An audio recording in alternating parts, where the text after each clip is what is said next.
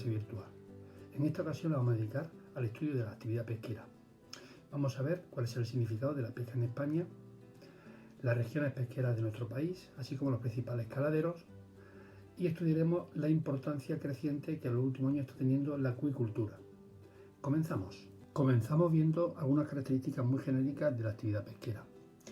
Hemos de decir que España ha sido, y aún lo es, una de las grandes potencias pesqueras mundiales. Esto lo demuestran tres elementos o tres indicadores: el tamaño de la flota, el volumen de capturas y el valor de la pesca desembarcada. Hoy día tenemos, como datos así importantes estadísticos, unos 18.000 buques pesqueros, en torno a 13 millones de toneladas de pesca y 74.798 tripulantes. Esto se refleja en un 0,5% del PIB.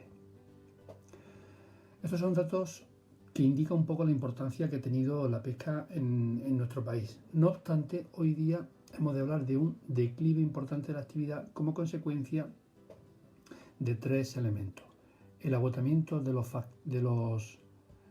caladeros, aquí lo tenemos; por otro lado, la nueva situación internacional del mar, hablaremos después de ello; y el ingreso de España en la Unión Europea. Todo esto ha dado una configuración muy distinta a la pesca actual si la comparamos con la época importante, la época dorada de la pesca, que fue en la década de los años 70.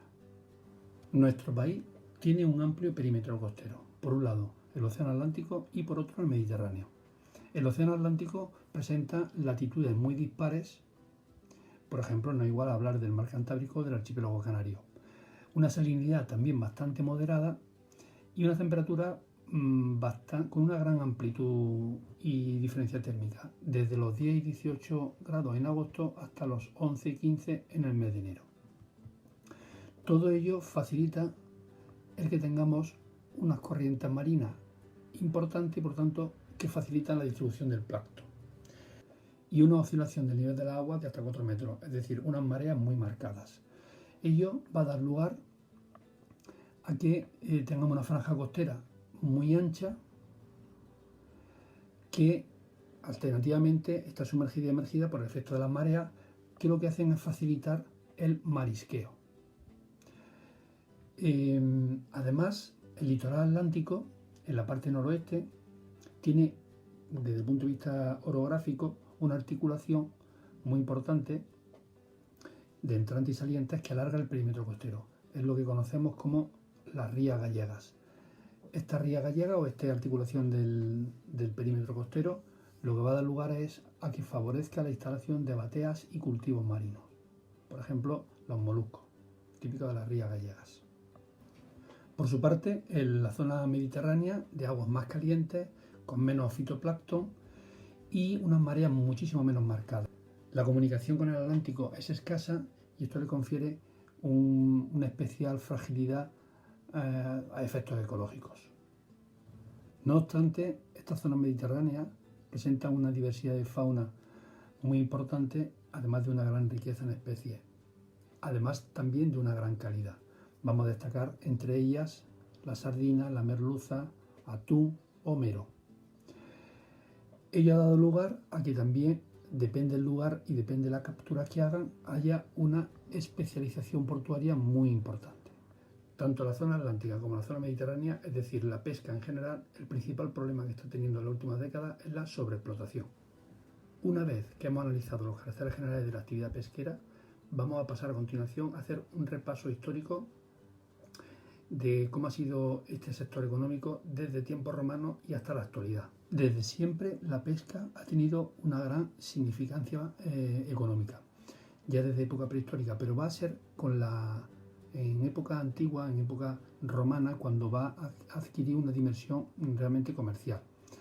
Recordemos que, por ejemplo, en las factorías gaditanas y en otras factorías de las zonas costeras mediterráneas se preparaban salsa de pescado y conservas para exportar a Roma. Quizás la más destacada sea la famosa salsa caru, realizada a base de vísceras de pescado en descomposición y que tenía era muy apreciado por la ciudadanía romana. Ya en la Edad Media la pesca continuó teniendo un marcado carácter de subsistencia.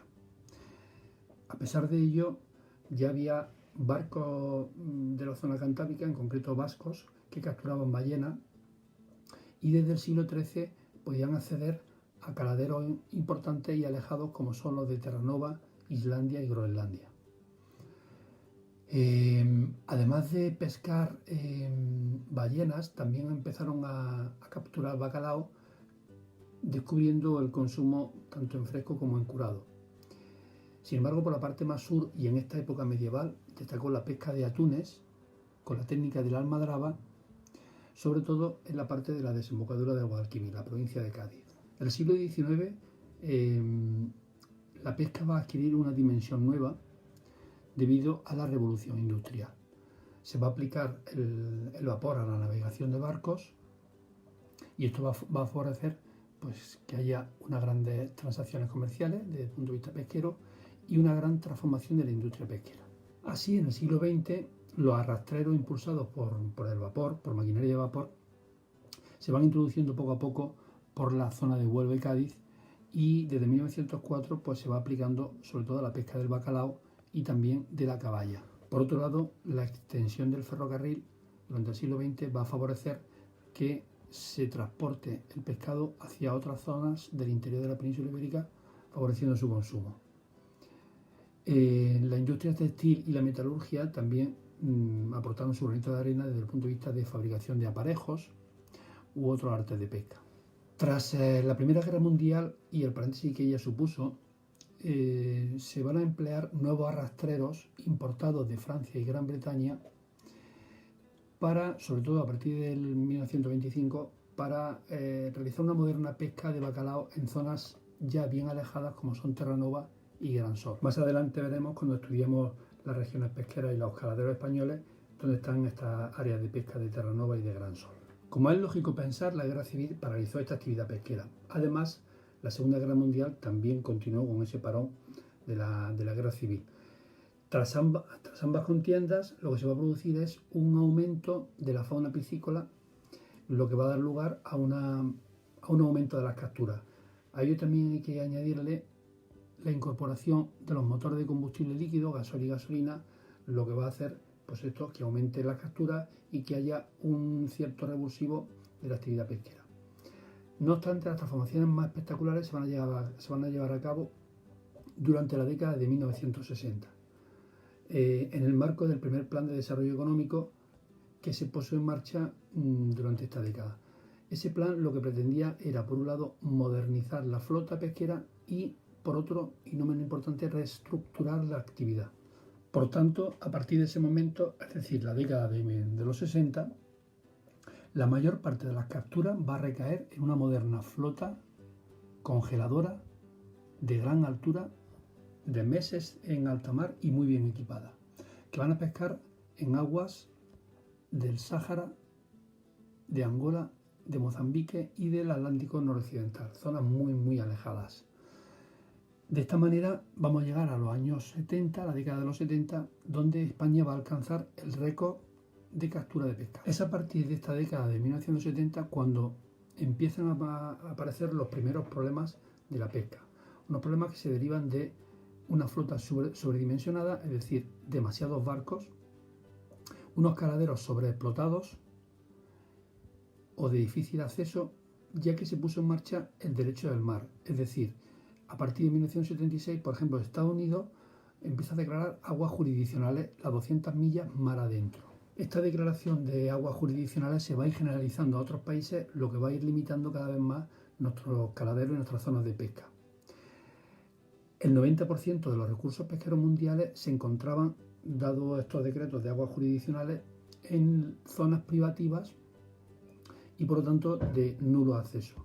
España va a sufrir estas consecuencias de manera inmediata y rápidamente va a haber restringido el acceso a caladeros que tradicionalmente eran zonas de pesca de nuestro país. A pesar de todo ello, el sector pesquero español ha podido sobrevivir a tanto problema y a tanto conflicto y décadas de incertidumbre gracias a tres factores.